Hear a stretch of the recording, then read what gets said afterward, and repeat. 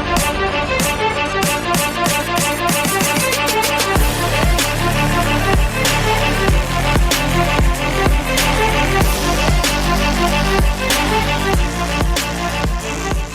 better believe it. We are back talking in ovals podcast. What's going on? Track fans, running fans, throwing fans, jumping fans, general athletic fans. What's everybody doing? This is Alex Cuesta here. Dave Hyatt over there. Hyatt, what's going on, brother? Not much. I mean, I'm just trying to figure out what I'm going to do on my weekends now without any more Diamond League meets.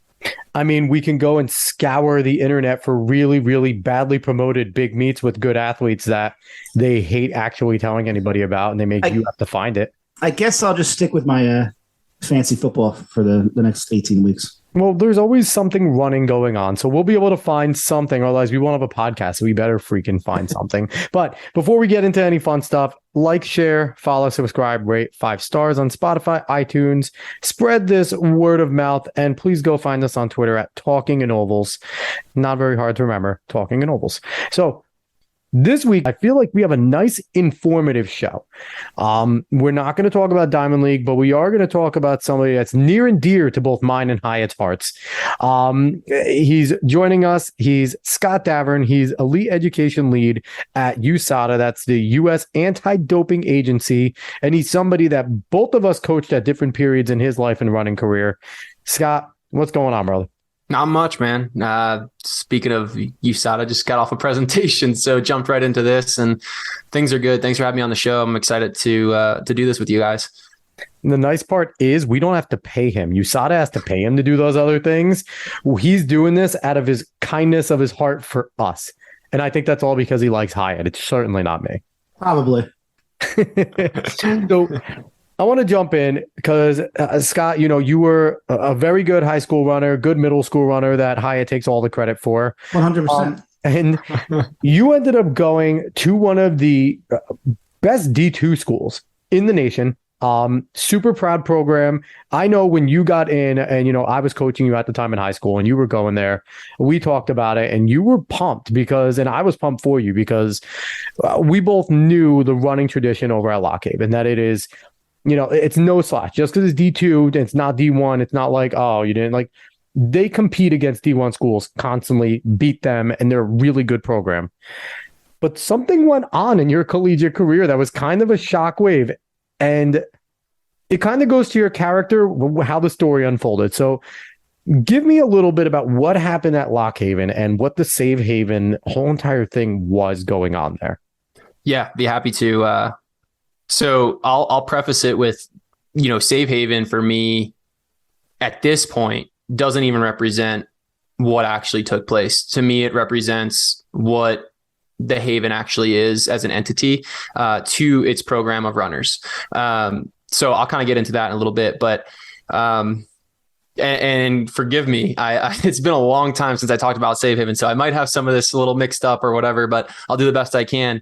We were brought into a meeting in January of 2017, and the athletic director basically didn't give us much. He was like, and what year were you at that point? What year in college were you? I was a fourth year. I did 5. I did the victory lap. Right. I switched my major and picked up 2 minors. So smart. I did the 5-year program. Smart move. Yeah, it was a good time. But I think I was as a 5th-year senior. A lot of the guys I came in with were getting ready to graduate. Some of us, there was like 2 or 3 of us were doing a 5th year.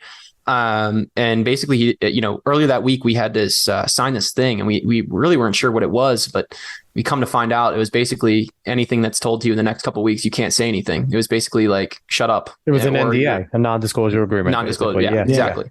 Yeah. But it wasn't prefaced as that. And basically we couldn't go run unless we signed it. And it was like, what? That's weird. So we got into this meeting and he didn't give us much. Basically, like, there's going to be cuts and that's it. But it was the whole indoor track men's team. And it was like, so we're cut. Like, yeah. So yeah, we're not a program anymore. He didn't hide it well. Yeah.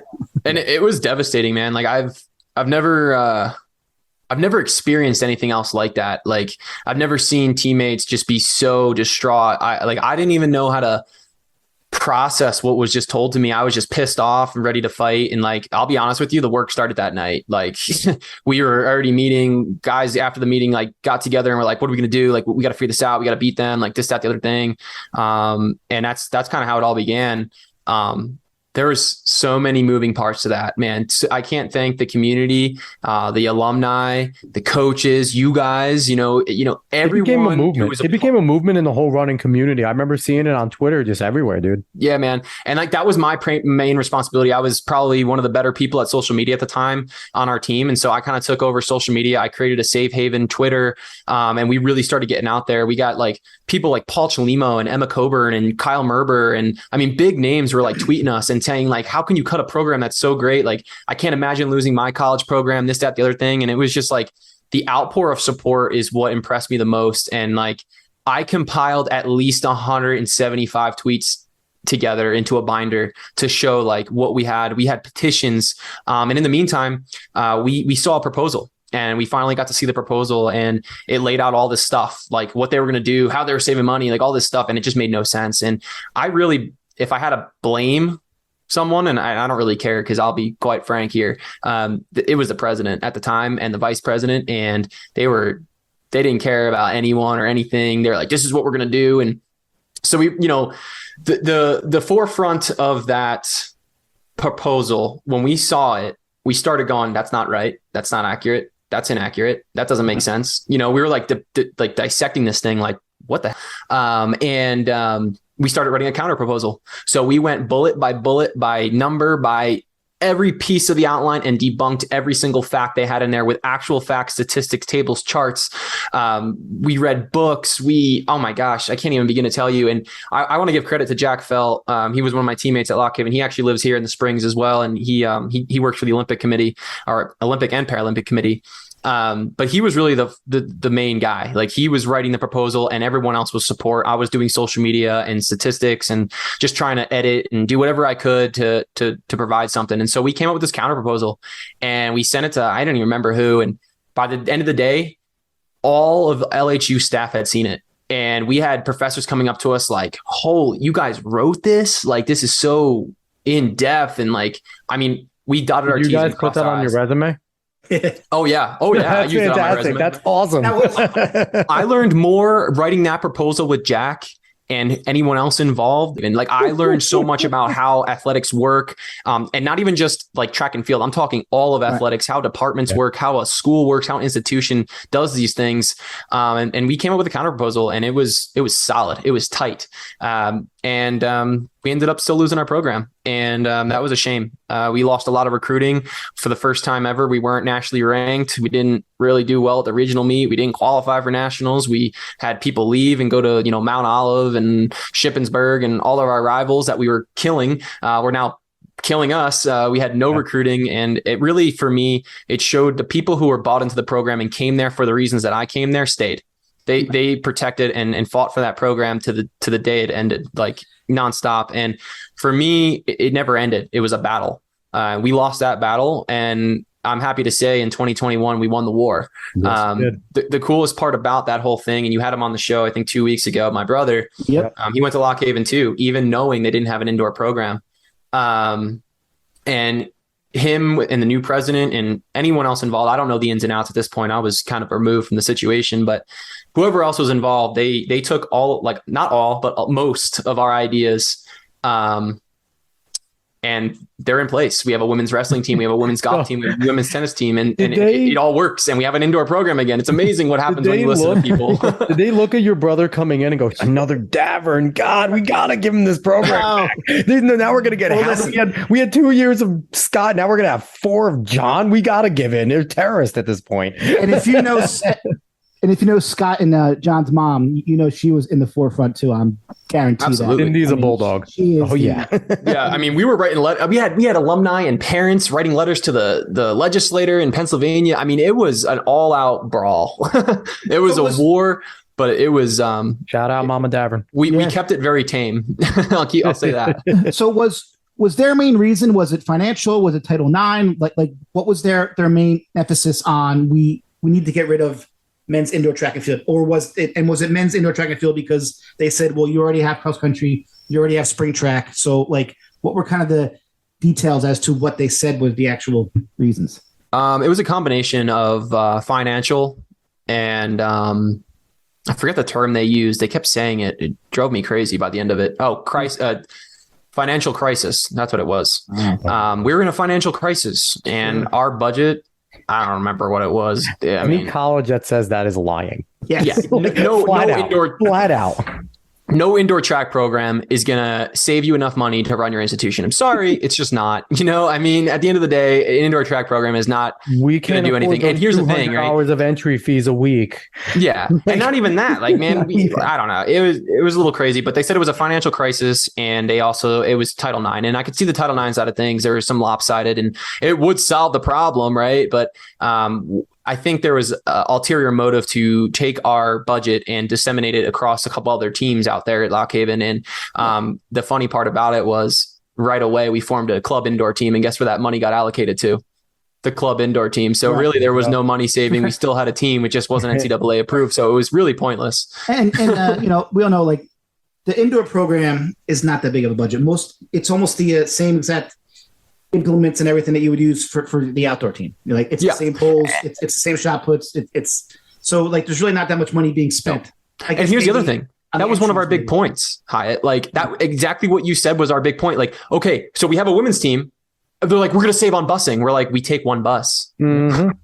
Like, softball and baseball take two separate buses. We take one bus, men and women, and we sit on each other, basically. Like, other teams are sitting there, like, each of them have their own full 2 seats, and we're sitting on top of each other in a bus because we have 2 teams going to the same meet. So when you say you're saving on busing, what are you going to do? Cut the bus in half?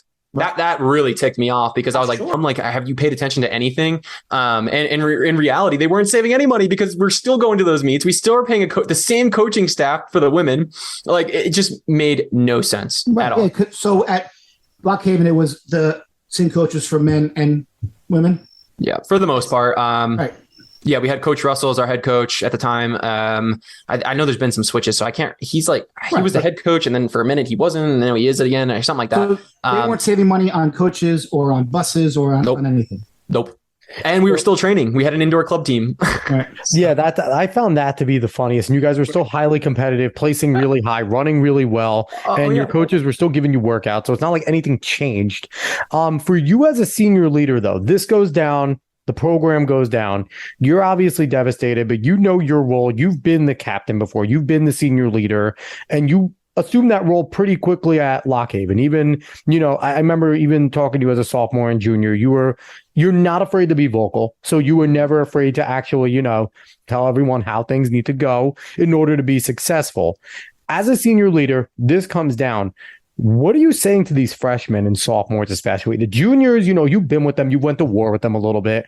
The sophomores, they're still kind of freshman year, you get into the program. Sophomore year, you establish yourself in the program. What are you saying to those younger guys? What was the message? And if they were kind of like, I didn't sign up for this, I want to do all 3 seasons, were you okay with them transferring and leaving, or were you kind of bitter towards anybody that left? I was pissed. Yeah, of course. I was pissed because we, at the time, I think we had a class that was, for the first time, kind of just maybe not following tradition the way we all did. Mm-hmm. And they were good. They were really good, and they made regionals and some of them even nationals. And so just to say you're fast and you came in here, like, it doesn't mean you understand the program or who we are. You're just fast and you're good, and we want you, but I don't want you if you're not going to be part of the family. And that's how we were at Lock Haven. Like, 1,000%. We were very family oriented. We trained together. We scheduled classes together. We went to class together. We ate together, dinner and lunch. And if you were eating by yourself, you never ate by yourself at Lock Haven. Like, you walk into that cafeteria, we had our tables. No one took our tables. Those were our tables. And that was the coolest thing. And, like, it was yes, I say family, but it was a culture, And so if I'm going to go and put my head out there and I'm going to go and do all this research and work, well, then you better be buying in too. And instead of, putting their energy into helping us do what we did, and ultimately at the end succeeding 4 years later, when you come to tell me, like, hey, I might be transferring. Well, okay, so I'm doing this for you. I'm out of here. Like, you're the future generation. Right. And if you don't want to be a part of it, then you're going to graduate. And like, I don't have time for you. Like, get out of here, because you clearly don't see what I see here, and you don't care about us the way we care about you. So honestly, I was just like, get out of my way. Like, you're just in my way at this point. And I think there was a couple, like that's specifically about two of the guys that I really maybe wasn't agreeing with to begin with. And that kind of just, all right, I don't need you. And then there was, one or two guys that I really did like, and they loved the program too. And financially, it just made more sense to them go somewhere else. And I get it. Like, that's totally different situation. But if you're going to sit here and talk crap on us when this is the school you asked to come to, I don't do well with that. Get out of here. I have to say, I was on the outside. I was the one at Marist. Like, I was friends with all my runners and everything, but I was also friends with a fraternity. So I kind of balanced two lives. So I don't know if you would have liked me, Scotty. I'm sure we would have been fine. We made it out okay, right? Yeah. So when did it hit you doing the social media stuff? Like, when did it hit you that this actually mattered? Because we can be realistic. Nobody cares about track and field. Nobody cares about cross country outside of our little bubble. And especially on a national stage, unless you're Usain Bolt, Sidney McLaughlin, one of these other world people, the rest of the sports world doesn't notice. And a lot of the pros usually don't notice. Mm-hmm. When did it hit you that this was something, that this wasn't you guys just floundering, and this wasn't you guys just really working hard for nothing? Like, in the end, bottom line, unless you got the type of response that you got, like, I think you did a really good job on the social media front, because you guys could have put together as good of a presentation you want. If there wasn't legitimate pressure, right, then they would have just shrugged you off. Like, get out of here, you 24-year-old idiots. We're grown men. We know better. You guys don't know anything. Get into the real world. But you guys had, and again, you did lose the program, but you continued the fight. Mm-hmm. And, your support, like, when did it hit you that this is real and it's not, like, what you're doing is real and it's legitimate and it's not just a small little school in PA hoping to survive type of deal? There was probably a couple moments where I was like, this is bigger than me. This is bigger than Lock Haven. This is more about principle for future running programs across the globe. Absolutely was. And we really was. 1,000%. I'm pretty confident that our proposal has reached new schools that are cutting indoor programs. I don't know what schools exactly, but I'm pretty sure our proposal has come outward to other people. Amazing. It really hit me. The main moment was when I got a text saying, I'm not going to do any details here because I don't want to get anyone in trouble, but I got a text saying, hey, we're meeting here. It's a secret meeting. Get here. Okay. Got there, and there was a bunch of people in this room, and we were at this place, and we sat around a table and we just talked strategy. And I was like, all right. And everyone had their role and everyone knew what they were going to do. And yeah, I mean, that's where it took off. I think the second moment where I realized that this was bigger than myself was when we had a silent protest. We had people skip class. People showed up with signs and Lock Haven gear. People who weren't even runners, the soccer team, were in cross country gear or at least wearing Lock Haven something. And we were outside of a meeting, and I think it was a big staff meeting. And as they walked out, we just stood there and we created a tunnel that they had to walk through. They couldn't leave that auditorium without walking past us and seeing our faces. And at the end of the day, another thing that really got me was that, and I didn't say this before, but when you go to a university, you're the customer. You take away a sport, you're taking away something from your customer. So another thing was, we need to help enrollment. Okay, well, an indoor team, when we're recruiting 20 guys a year, that's enrollment. That's what's paying your bills, not cutting a program where people aren't going to come now because you don't have an indoor program. You know what I mean? So I think those were two big moments, the secret meeting, and we had quite a few of those. But that first one, I would say that the protest, and the last one was when I got a text from Jack and he said, hey, meet me at this house. And I show up to this house and it turns out to be a board member. And we talked and we met and all this stuff. And I was like, wow, like this is like, there are people fighting for us that I never even met. Like that to me was when I was like, this is bigger than me.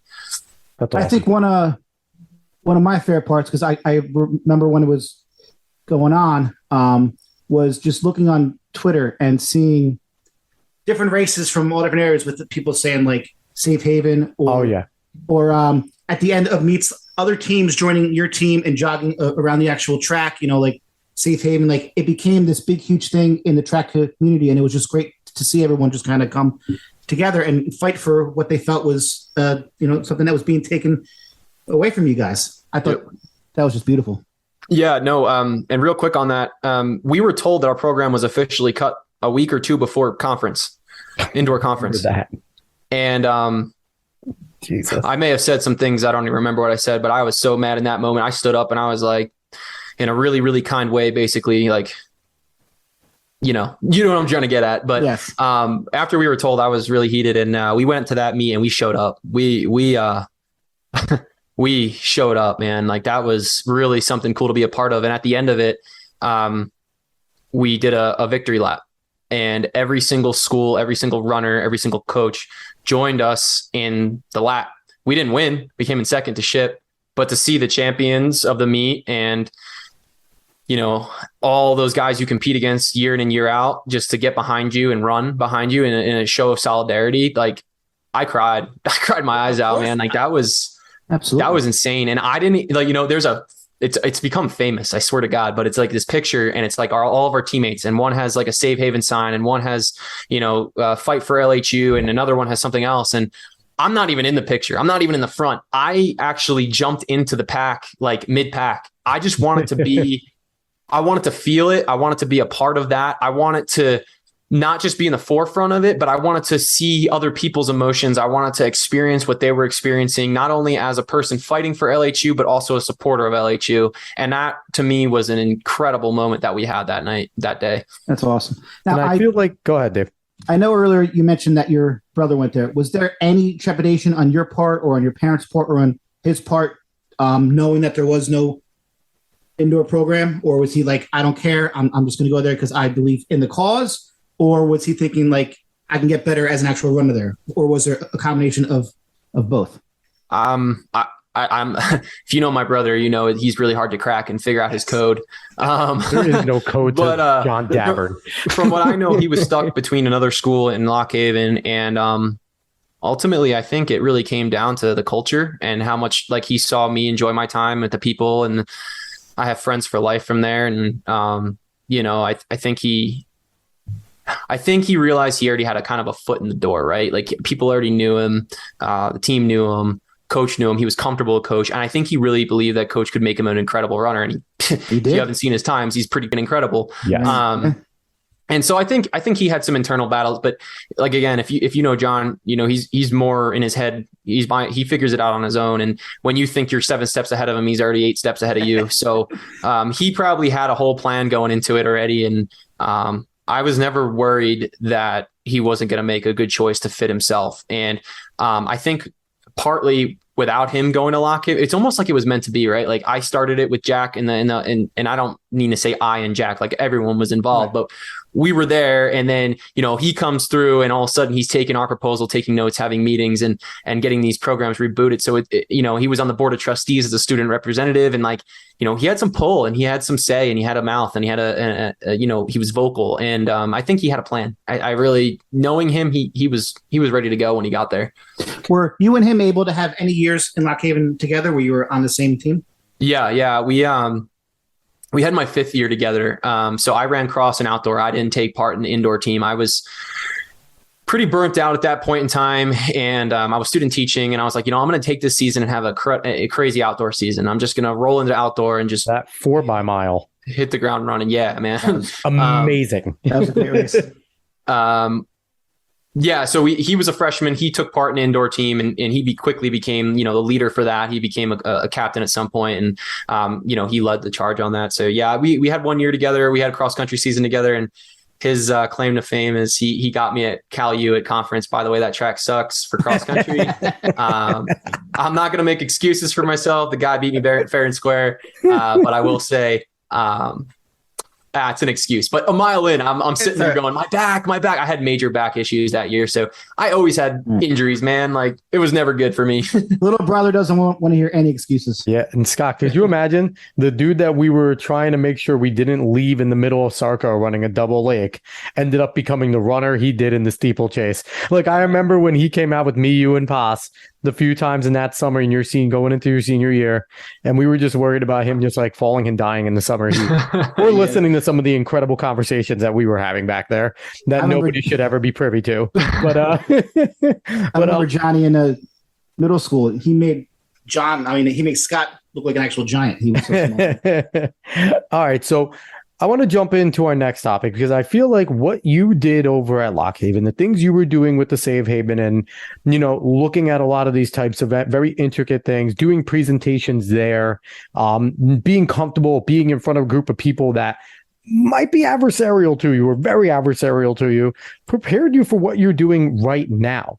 When I introduced you again, the elite education lead at USADA, U.S. Anti-Doping Agency. So kind of tell us a little bit what USADA is, who you are, who they are, what you guys do. So I'll start with USADA, and I'll kind of roll into me and how I got here. But USADA stands for the United States Anti-Doping Agency. And so we're the national anti-doping organization for the Olympic, Paralympic, Pan American and Para-Pan American sports in the United States. So we do all the testing and education for them. And our mission is really to just stand with athletes, champion their right to clean sport, inspire true and healthy sport, and promote the integrity of sport. So we're in charge of all the components of any anti-doping program here in the U.S. So yeah, that's kind of what USADA is. And I will say we're independent. So we are not associated with the USOPC. We are an entity here to test and educate athletes on what they are responsible for. And the last thing is just, I think I already said it, but our mission, and that's just to stand with athletes and really be there for them. And I said it already, so I don't want to re-say it, but yeah, we're here for athletes. And I think that gets lost a lot of times. I think, part of me being in the education team, and I'll get into what I do in a second, but a lot of people might view USADA as the quote unquote P police, right? And that's not what we are. We're really actually here to protect you guys, athletes, and give you information to make informed choices, to be an advocate for clean sport. Because at the end of the day, I don't want to lose to a cheater. I want to lose to someone who beat me fair and square. So anyway, that's what USADA is. And so before you jump into what you do, yep. I really didn't know much about USADA in school. When I was at Marist or anything. I don't know how much you knew while you were doing things. I didn't know. How much did you really know when you were at Lock Haven? Because I don't know how many of the athletes kind of know enough. And if we do, we sit in meetings and we kind of go glossy-eyed. So how much did you know about USADA? Because I knew you existed, but I kind of didn't know anything besides the fact that I might get banged by you in a P test. If I knew, though. I mean, because I saw. I had no reason to cheat. I knew because, watching, being older than you guys, growing up in the 90s, there were a lot of track and field athletes at that time who were getting suspended or getting caught. I remember 1988 with Ben Johnson and Carl Lewis. It was like the biggest thing in the world, So yeah. I guess that wasn't USADA. That was probably more WADA. But so it was definitely a prevalent thing then. But once I got to high school, there was no testing for us in high school. At least I didn't have any. But so I definitely was aware of what it was. I didn't exactly know any of the policies or anything that entailed. So I'll just say, I don't know when you were watching those races, but USADA wasn't created until 2000. Oh well. And WADA wasn't created until 1999. And prior to that. And the reason the anti-doping kind of system was created was because the national Olympic committees for each country were doing the testing. That's what it was. And the question came about, is that a conflict of interest? If medals equal money, then what's to say we're not going to send dirty athletes to compete so that way we can make more money for our Olympic committee, hence making us better coaches, better trainers, the whole nine. And so we really wanted to create an independent body that did that testing, and that way it wasn't associated directly with the USOPC. That's good. So now what do you do specifically there? I mentioned your title, but what exactly does that kind of mean? What is your frontline role as you're there? Yeah. So as the elite education lead, my position specifically, because we have another lead on our team as well, but me specifically, I deal with a lot of outreach. So I have an athlete. Well, number one, I have my day-to-day tasks. I go out and present to athletes. I go to events. I travel and provide education at certain areas. I was at nationals for track and field. I was at worlds, et cetera. And so I go out and provide education to athletes, answer questions, the whole nine, run outreach booths, et cetera. And then my primary three responsibilities is number one, the athlete presenter program. So the athlete presenter program is where I take retired Olympians or Paralympians and I train them up in our education, bring them onto the team essentially as a contractor. And then they are able to go out on our behalf and educate. And so that really increases our bandwidth with the amount of events or presentations that we can do year in and year out. And then my second big responsibility is our DCO education program.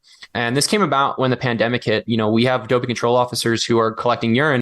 And for most of them, it's a part-time job, but for some, it's their income. And so, we wanted a way to support our DCOs. And one of the ways we wanted to do that was trying to incorporate education with testing. And so a question came about, it's always a question in anti-doping. Should an athlete be tested if they don't know what they're responsible for, right? And all of our testing pool athletes have to take mandatory tutorial education, but we wanted to enhance that and supplement it. So what we did was we trained a specific amount of DCOs to go out and before an athlete's first out of competition test, so a knock on the front door at 7 a.m., hey, you've been selected for testing this morning, et cetera, they would actually, before taking the test at their first out of competition test, would get education. So they're going to get a whole run through of education from that doping control officer. Once they're like, okay, I got this, then they'll go and facilitate their test. So it's kind of a supplement to the education they already get, but it's really cool. And a byproduct of that is hitting parents. And when we reach parents, it's awesome because it's not a demographic that's very easy to hit from our perspective, because when we go to camps or events, we're seeing athletes and coaches and medical staff and that kind of thing. And so parents are always the anomaly. So that's a cool byproduct of that. Program. And then my last program, sorry, I know it's kind of a lot, but I run games education. And so anytime there's a major games, whether it's a Pan American or Pan American or Paralympic or Olympic game, I'm creating that education. So every athlete this year that went to Beijing, they got a little baggie that said clean on it. They got a pin, you saw the games pin. They got a pamphlet with the game specific education. And really what that comes down to is me taking the rules specific to that games, dissecting them with my team, and then we disseminate that into products or whatever we need to do to educate those athletes and get that to them at the games. So any games education is me. Yeah. So it's quite a bit, but it's a awesome. Great spot to be in. Amazing. Really cool. Really cool. What a cool job. That is awesome. Yeah. So no, I will say this too. I am super fortunate to have this job. Like it is really cool to be involved in some of this stuff. So yeah, no, I'm happy to be here. So tell us a little bit about WADA, because I feel like anybody in the running world and even in the sports world kind of heard a good amount about WADA a few years ago when the WADA report came out, involving, the Russian Federation, the Russian Olympic Committee, and the things that they were doing with their athletes. And I read a good amount of that report, and it was pretty screwed up stuff that they were doing and forcing their athletes to do. Absolutely. Tell us a little bit about WADA. Tell us about how you guys kind of work together. If you do work together, what are your jurisdiction? I guess maybe jurisdiction's a wrong word since you're not police, but kind of where do you guys kind of blur, if there is any blur, and what are the roles that each of you guys agree to play? And if there is ever any conflict that you can kind of talk about on a base level between what you guys kind of do together and not together. Yeah, no, that's a great question. So real quick, before I get into WADA, like for conflicts at the higher level, that's obviously our senior staff will deal with that.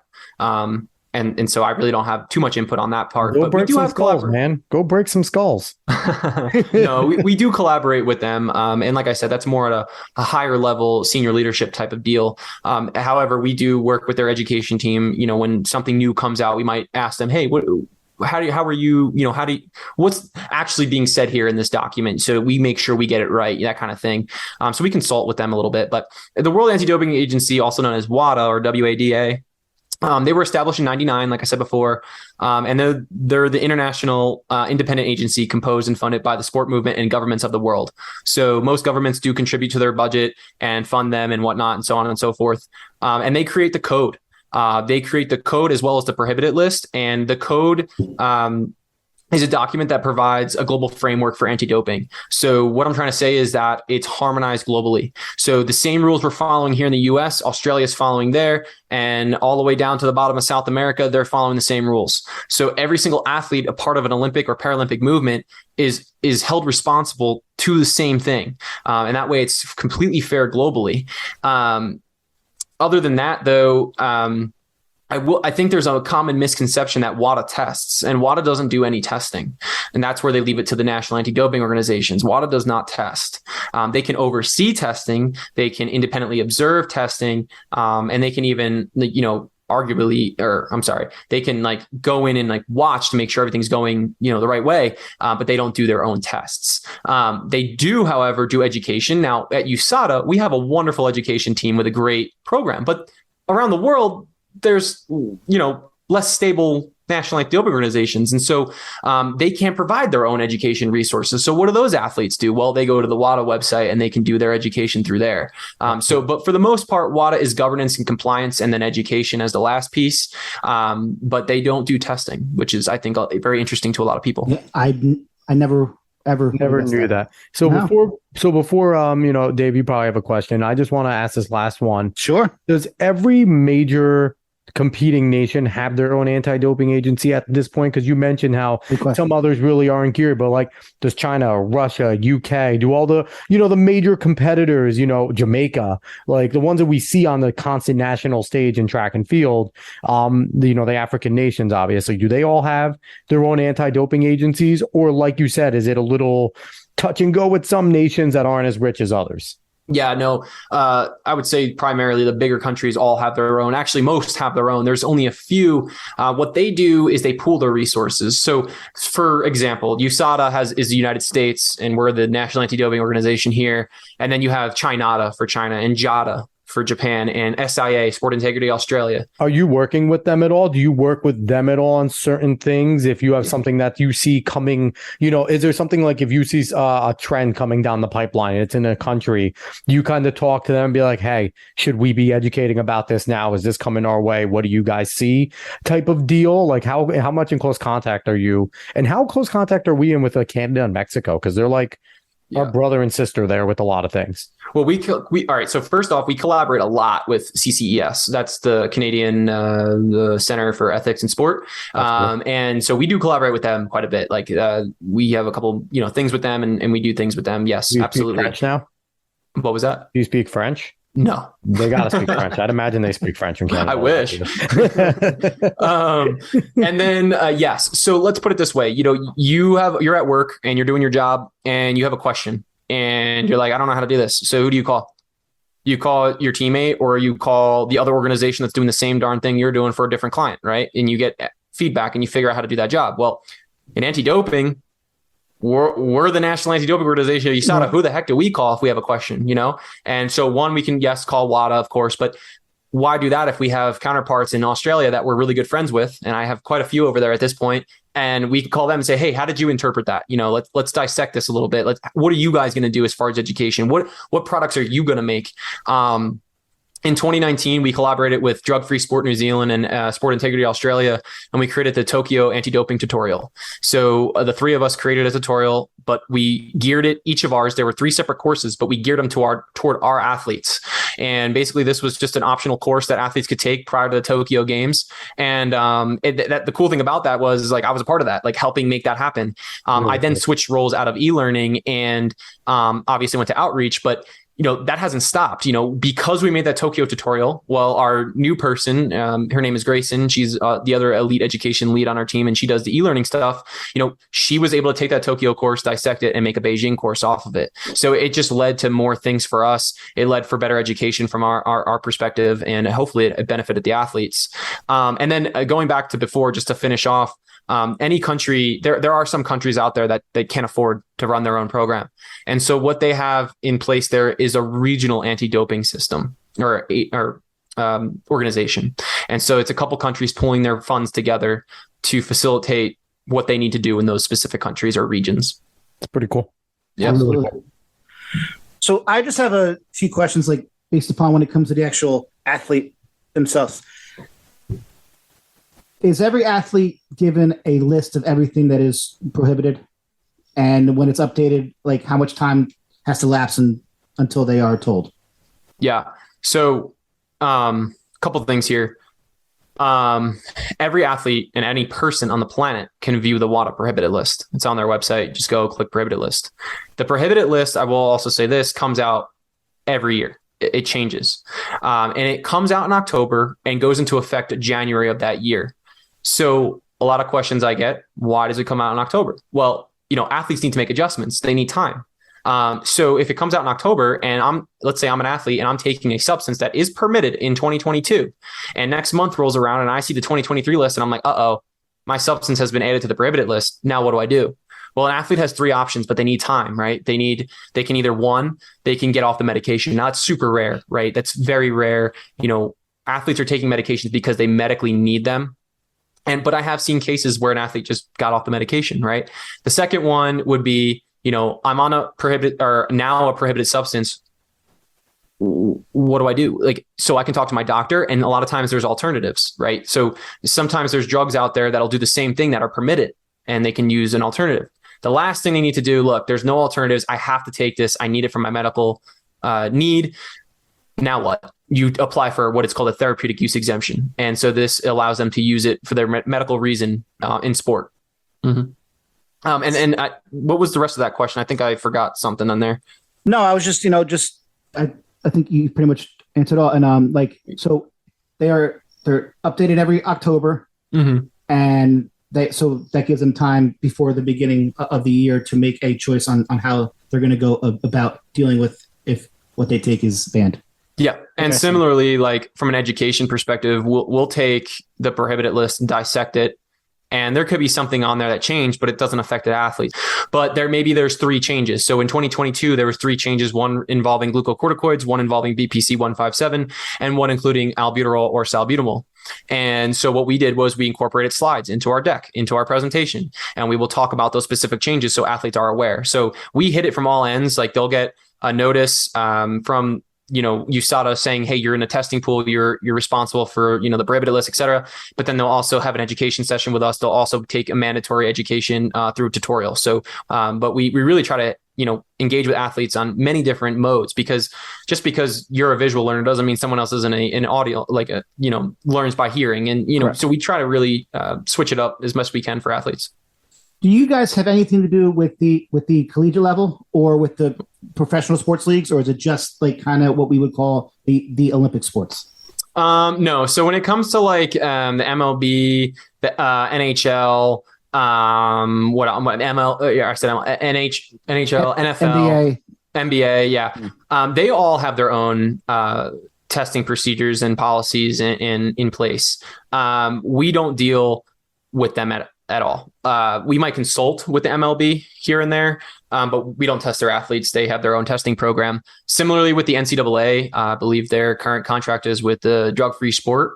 And so they run their own testing programs. And we're, like I said, responsible for Olympic, Paralympic, Pan American, Para-Pan American. And side note to that, we do have a contract with the UFC. So we work closely with the UFC to facilitate their program. And that is totally separate from the WADA stuff. So I don't want to dive too far into that and get people confused, but that is a specific anti-doping program that has been built. Maybe we'll do a whole other podcast on that side. Yeah, I don't even work in that realm, so we might get someone else on here. So is there any difference, say, an athlete is in their competition season or out of their competition season? Is there any difference in how many times that they might have to give a sample? Sorry, you broke up just a little bit, if you don't mind saying that again. No, I'm saying, is there any difference, say, an athlete is in their competition season or out of their competition season? Is there a difference in how many times that they might get tested, or does it not matter? I think so let me explain in competition versus out of competition, because it might change the context of that question. Sure. So out of competition is, well, let me start with in competition. So in competition is 11:59 p.m. the night before an athlete competes. It doesn't matter what time they compete that day. So if my 800 goes off at 2 p.m. tomorrow, it doesn't matter. Like that, the time is irrelevant. I'm just using this for purposes. And maybe Dave, you're running at 8 a.m. For your race. Well, on Friday night at 11:59 p.m., our in-comp windows would both start, and that would run through the end of our competition. And after we're done, we walk off the track. We're good. Like that's the end of my in-competition window. Now, let's say I get off the track and a doping control officer walks over and says, "Hey, Scott, you've been selected for anti-doping." Well, now that has been extended through the anti-doping or the sample collection process related to that competition. So 11:59 is the golden rule, going through the end of your competition or the doping control process related to that competition. And then testing out of competition is when basically we can show up at your house, right? Like I want to get like the proper word here. Basically, we have a pool of athletes, right? And there's, maybe 2,500 give or take in that pool. Those athletes are subject to testing anytime, any place. And I mean, we could do that with any athlete, but these are our testing pool athletes. And so these athletes can get the 6 a.m. knock on the door. They have to file where they are that day so we can find them. Maybe they're leaving work, we get them, and I don't like to use the word get, we facilitate a test with them. Gotcha. Maybe they're leaving their training location or they're finishing up their training regiment. And then we go and test them at their training location. So those are the out of competition tests. Anything dealing outside of that 11:59 through the end of the competition area is out of comp. So, we have in and out of comp there. And similarly, there are substances that are prohibited only in competition, and then there's substances prohibited in and out of competition. So, yes. And the substances that are prohibited in and out of competition, obviously we're looking for in both realms, whereas the in-comp substances we're only looking for in comp. Fascinating. So you talked about testing pools. How does an athlete get put into a testing pool? Is there a rhyme or reason why an athlete is in there, or are all athletes put in there by the fact that they are eligible to compete at these certain events that you guys are overseeing? Yeah, it's a very strategic criteria. It's all done internally. I don't work in that realm, so I really don't know the ins and outs. But I will say there is a why as to why they are being targeted in a way. No, I was going to say there's a what's the word I'm looking for?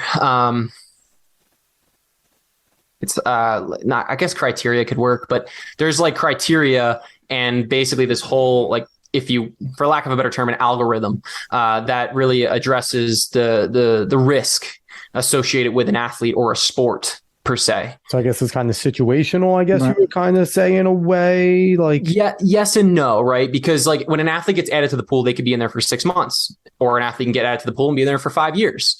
So it really depends on their competition level, what meets they're going to, where they are ranking, that kind of thing. So there's a lot of moving parts in that. And obviously, like I said, there's a strategic criteria and things that they do on the back end. But again, I don't work in that every day, so I don't have the ins and outs of that. So I want to go back real quick to the list, because you talked about, you can get on the website, you can access the list at any time.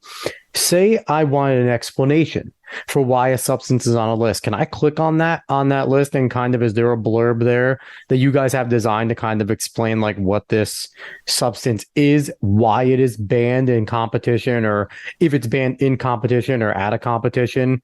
Or is that more something where if I have that question, I'm going to contact USADA directly and try and get some education from somebody that's involved with the agency? Personally, we always point athletes to our drug reference team. At the end of the day, like, I'm an educator. I'm not a drug reference expert. I can't tell you every single medication out there. I can't tell you the side effects of each one. I can't tell you how it's going to improve or unimprove your performance, right? And that's why we have a drug reference team. And our drug reference team are the experts in drugs. They know what they're talking about. And so we as educators always try to give. We don't ever want to tell an athlete, go figure it out. Like, that's just not who we are. That's not what we do. We're here to help you. We want to give you the resources that are here and attainable to help you be the best version or best athlete of yourself, right? Athlete version of yourself.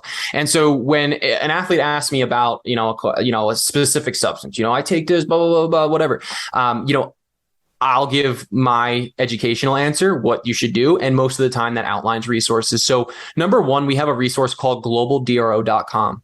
And this is the premier status checker for medications on the planet. Okay. Basically, you can go to Walmart. You're like, hey, pseudoephedrine, I have a competition this weekend. Well, pseudoephedrine's prohibited in comp. So example here, I'm going to kind of segue into two things here.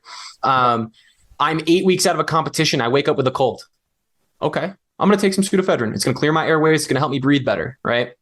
And on the other side of that, let's say I wake up a week out of a competition and my competition's on Saturday. It's Monday and I wake up with a stuffy nose. Well, I'm not going to use pseudoephedrine because I know it's prohibited in competition and it could very well stay in my system. My point being, it doesn't matter when you put a substance into your body. It's about if it's in your body on the day of competition. Right. So in that case, I would use a common like cold flu medication that's commonly permitted or permitted at all times. And there's many, many out there. So there's alternatives for athletes to use.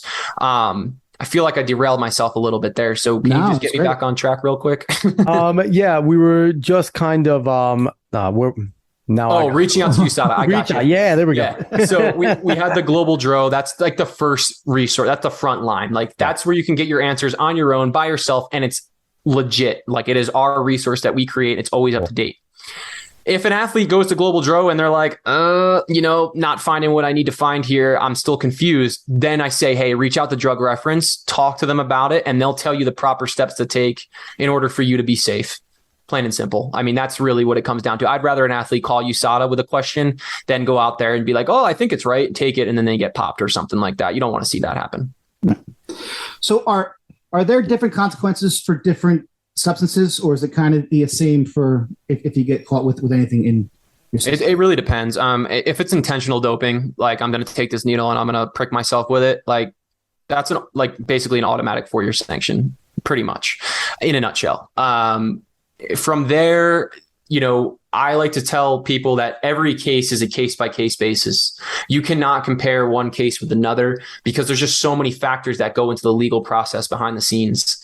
And there could be, maybe proof that it came from a contaminated supplement, or there could be proof that a coach was giving it to me and I had no idea I didn't even have a medical issue. You know what I mean? There could be things like that. So, I hope that answers your question. Absolutely. I'm curious, is a USADA sanction recognized by all the other Olympic committees, ADA? Like, have you guys made that ironclad in agreement? And is that the same with all the other ADAs out there, that if they do something as well, like everyone's kind of in concert, that if a standard is broken in our country, it reacts globally to like any other competitions? Or can you guys only control what you're overseeing? So if you find someone did something and they're at an Olympic level and you're just like, no, you're banned, you can't go to these next games. Yeah. If they want to go and like, okay, screw you, I'm going to go Diamond League, I'm going to go compete in here, does your ban have any say on what they do in the Diamond League? Yes. They're not just banned in the US. Right. They're banned from sport. They're like, athletes are banned from competing. They're banned from training with their coaches. If you were my coach and I was an athlete and I just got sanctioned for 2 years, I could not talk to you about track and field or anything involving my training for 2 years with you. And if I do, and you get caught, you could be sanctioned for prohibited association and vice versa. If the coach was sanctioned, because coaches can be sanctioned too. Yeah. And if a coach got sanctioned and I'm an athlete, I can't associate with you. Like plain and simple. And that kind of segues into this other thing real quick. A lot of people think testing positive is the only way you can get sanctioned by USADA or any anti-doping organization across the world, right? No, there's 11 different anti-doping rule violations. There's retaliation. So if I report something and someone retaliates on me, they can be held accountable for that retaliation. Testing positive is one. Trafficking, possessing. There's 11 different anti-doping rule violations. I'm not going to go into all of them, but you get the point. There's different ways to be sanctioned, hence why coaches can be sanctioned. I will also say all the ADRVs apply to athletes, but only a certain number of them apply to coaches or medical staff or anyone outside the athlete realm. And then going back to what did you say? You said something good there. I wanted to answer it.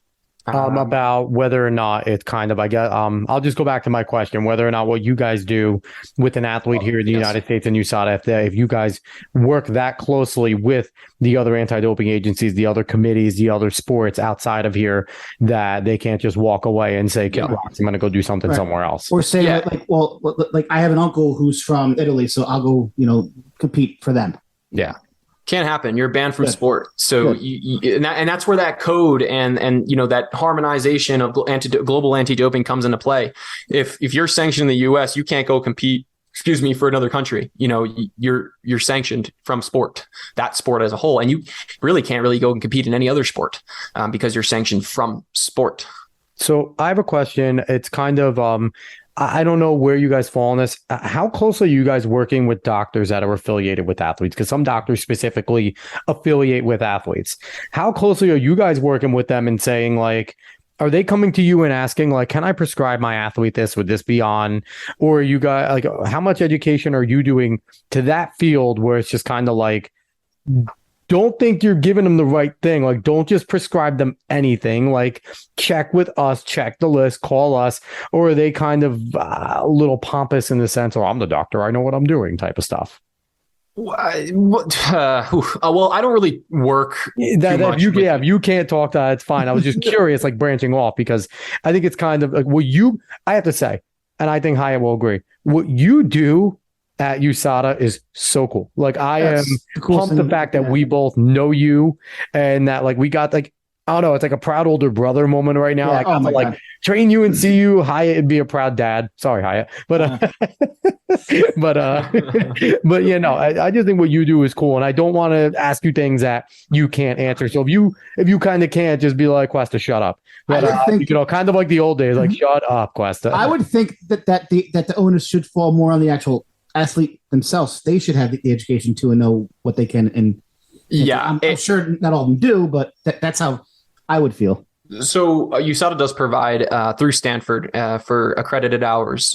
We have a medical health. It's called Health Pro Advantage, and so medical staff are actually supposed to go in and take that course and understand what entails, especially athletes. Medical staff that are associated with the USOPC or any Team USA sport, they're going to take that course so that they're knowledgeable about that content. Now, it amazes me still to this day how many doctors and how colleges haven't incorporated some sort of anti-doping into these programs. Because, I mean, look at the world. Like, a lot of people are athletes in some capacity. And so it's kind of, it was eye-opening to me when I first started that, like, the majority of the medical world really doesn't know what athletes can and can't do.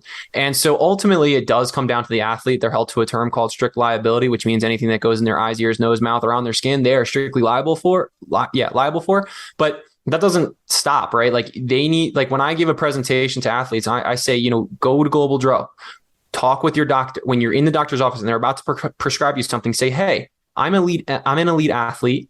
I have to follow a set of rules. Can we look up this medication together and maybe come to an alternative? And if there is no alternative or anything like that, and it's prohibited, then the athlete needs to apply for a therapeutic use exemption. So at the end of the day, it still falls on the athletes, but it is helpful when doctors know the ins and outs of the anti-doping world also. Aside from that, we actually, about a year ago now already, oh my gosh, it's only been a year, we hired forgive me, I'm going to say her title wrong, but you'll understand what I'm saying. She's the medical educator. And basically she's solely responsible now for building an anti-doping program for educating medical staff. And that's really cool because now we have someone solely focused and dedicated to getting, doctors and medical staff and athletic trainers and all of that jazz up to speed on what we do and what athletes need from them. So you would think they'd be interested in this type of stuff, right? You would think that they would, if they were trying to benefit athletes, but we all know that not everyone is in it for the right stuff. So I don't know if you have any more. Last thing I want to know, and I think it will be good for athletes to know so people can't go around claiming this. At USADA, do you guys kind of work with any of the dietary supplements or any companies where they can put a stamp on and say, this is USADA approved, you're allowed to take this because USADA checked this out and they said this is cool to take? Or are you guys kind of like, no, we're not we don't go with brands. We don't care. We're just only looking at the drugs and the supplements themselves and saying yay or nay. Yeah. So I'll start off by saying USADA does not approve of any supplement on the shelf. You really can't. I'm going to kind of give a little bit of a preface to the supplement world. On any given day, there's about 70 to 80,000 supplements on the market, give or take, right? It's highly unregulated. And USADA does not evaluate, certify, approve, or endorse any dietary supplement of any company, nothing like that.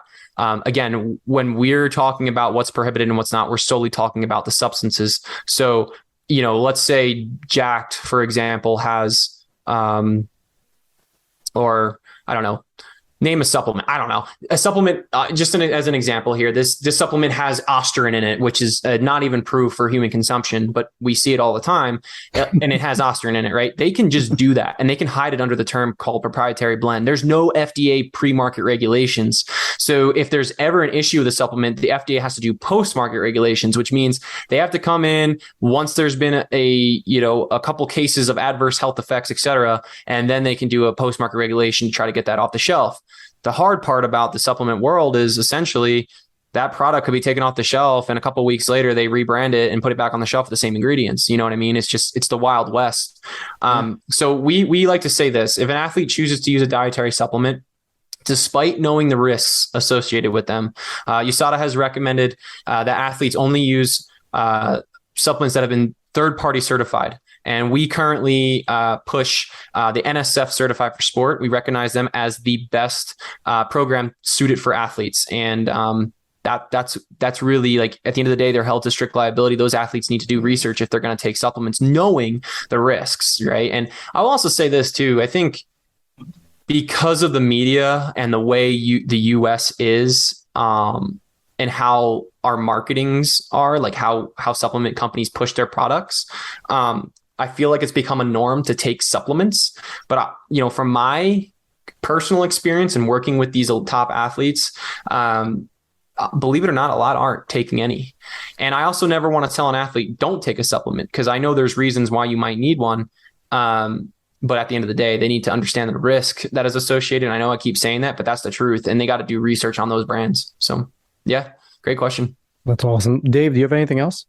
I just want to say, that I think it's great that you came on and clarified so many things, because I think there is a big misconception that, any anti-doping agency is quote unquote out to get the athletes. And, just from you clarifying and saying, no, like, you're there to help the athletes and to make it a level playing field to make sure that everyone has the same advantage as everyone else. And I just think that's fantastic. And, like Alex said earlier, I'm just beyond proud of the man that you are now, seeing you from a little sixth grader.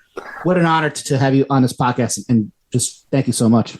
Well, thank you. I really appreciate that. It's been quite the journey getting here, and it's been really fun and different. Definitely some challenges along the way, but I love this job because everything you just said, like, I get to be a liaison between athletes and, USADA, and I get to be on the front lines. And sometimes you're right, athletes aren't happy with us, or they have this preconceived notion that we're out to get them, and we're not. Like, and I take that to my heart. Like, I want to be out there to help athletes. Like, I know the pressure that they're under, and I can't imagine the pressure they're under, because I'm only talking about NCAA stuff.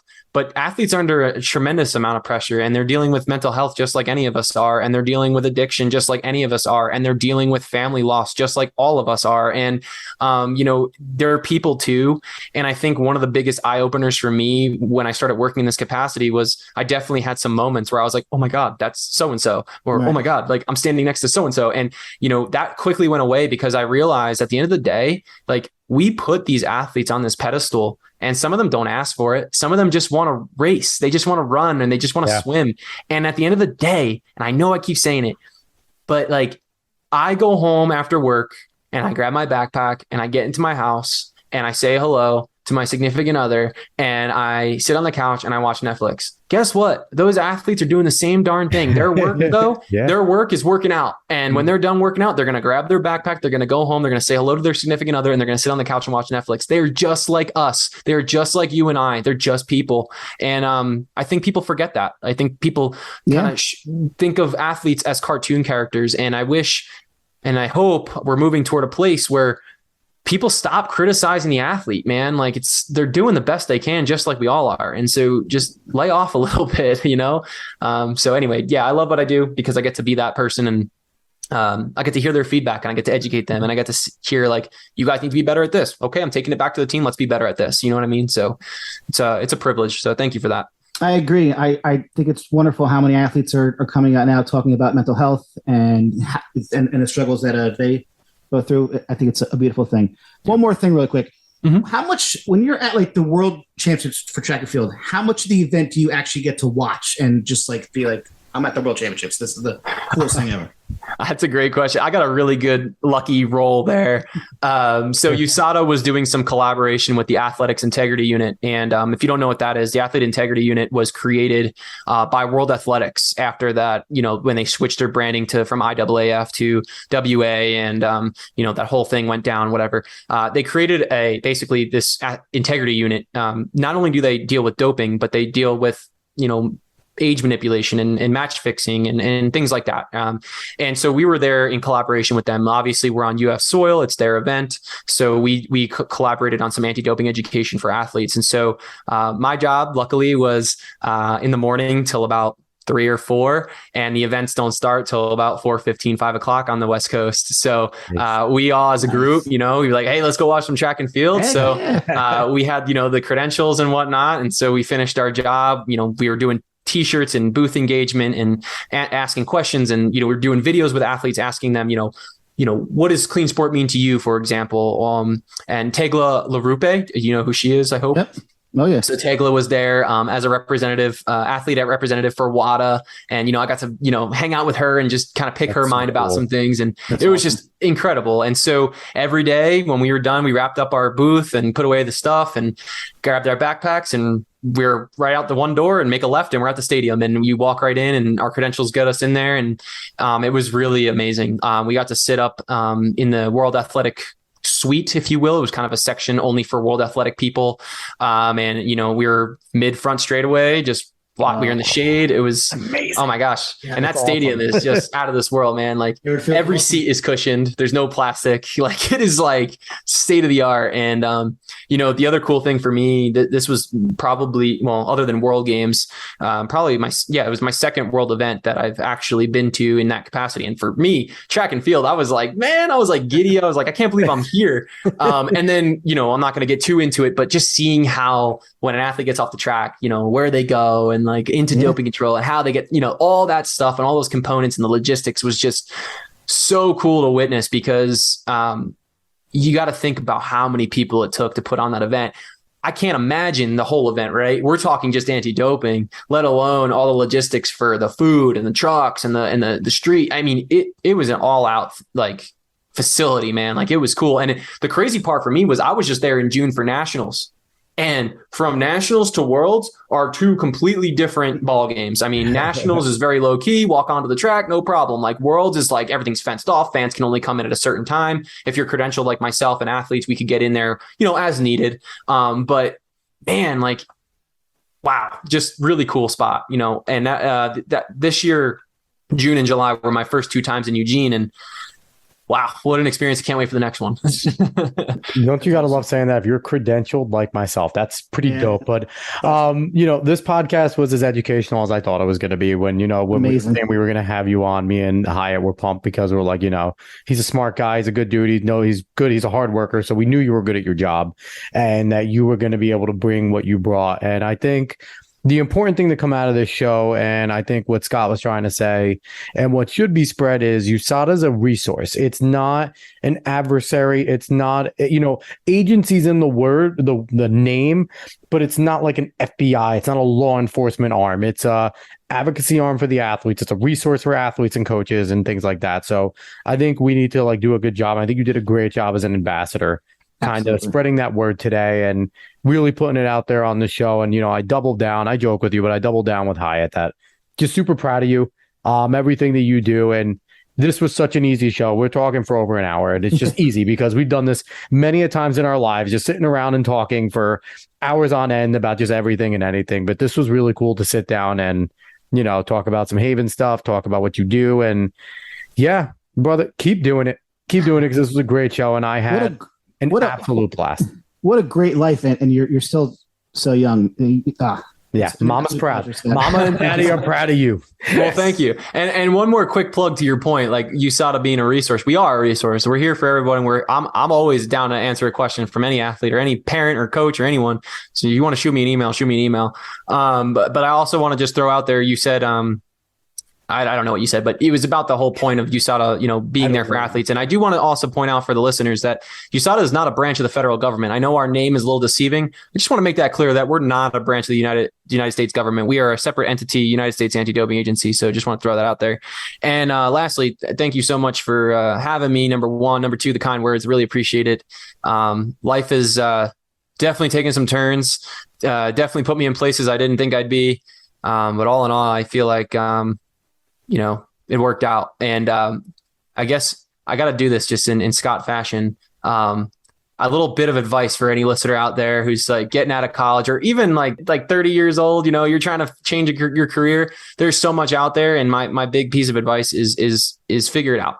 I didn't know what that meant when it was told to me, and maybe it's ambiguous and maybe it's for every person to figure it out on their own, but figure it out has really, change the way I think about things. And I think, my main point being the person next to you is not always going to have the answers. The people that are leading you aren't always going to have the answers. And the only person who might be able to have the answer or figure it out is you. And so just do the best you can, figure it out, because it's going to work out. If you're doing what you think is best for you, it'll happen. So yeah, anyway. And yeah, before we go, anything you want to plug, any social media for you, USADA, anything that you want to kind of talk about that's going on with USADA right now that people should know about before we jump off? No. I mean, if you're an athlete and you're listening, you might see me at an event near you. Again, if you did listen to this and you had an educational question and you wanted to reach out to our team, you could always go to education@usada.org and email us. Thanks for that plug. And yeah, it's been a pleasure, guys. Yeah, I want to thank everyone for making it to this long. I think if you were listening, you definitely stayed engaged because I thought this was a really good educational conversation. I loved it. Again, like, share, follow, subscribe, rate us 5 stars, Spotify and iTunes. Any runner, athlete, spread this word of mouth. Let everyone know this is the best show to talk about running and athletics around. And go follow us on Twitter at Talking in Ovals. And I appreciate everyone that listened. We will be back next week. We have another fun guest lined up. So I think you guys will completely love it. Thanks again, everybody. So long, y'all.